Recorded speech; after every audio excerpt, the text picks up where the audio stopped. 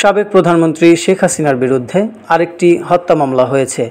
এই মামলায় আসামি করা হয়েছে জাতীয় দলের ক্রিকেটার ও সাবেক সংসদ সদস্য সাকিব আল হাসান, সাবেক সংসদ সদস্য ব্যারিস্টার সৈয়দ সাইদুল হক সুমন এবং সাবেক সংসদ সদস্য চিত্রনায়ক ফেরদৌসকে।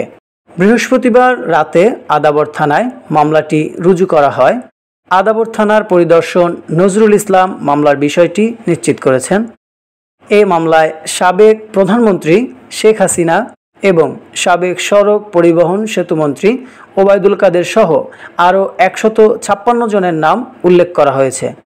নাম রয়েছে ক্রিকেটার সাকিব আল হাসান, চিত্রনায়ক ফেরদৌস ও সাবেক সংসদ সদস্য ব্যারিস্টার সুমন। এছাড়াও মামলায় অজ্ঞাত আরও 400 থেকে 500 জনকে আসামি করা হয়েছে।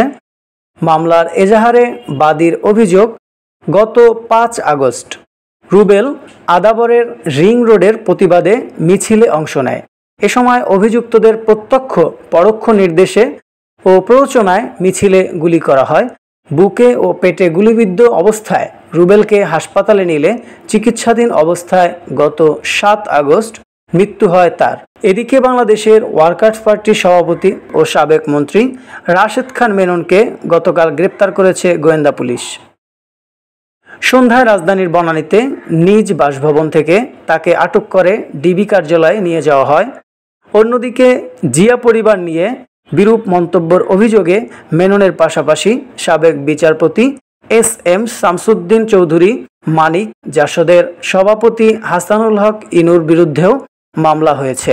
আপডেট নিউজ পেতে চোখ রাখুন টপ নিউজ ফেসবুক পেজে।